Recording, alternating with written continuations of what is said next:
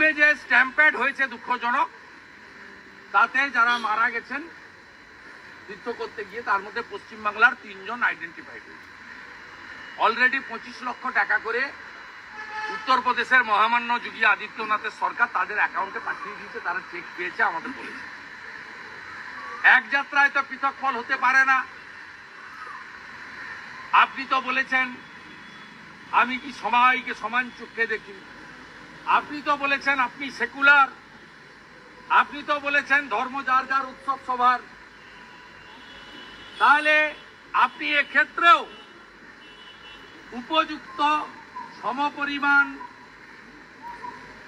অর্থ কেন দেবেন না, এই পরামর্শ মহামান্য রাজ্যপাল যেন রাজ্য সরকারকে দেয়। কারণ রাজ্যপাল সিদ্ধান্ত দিতে পারেন না, রাজ্যপাল অ্যাডভাইস করতে পারেন, সেই অ্যাডভাইসটা যেন করে।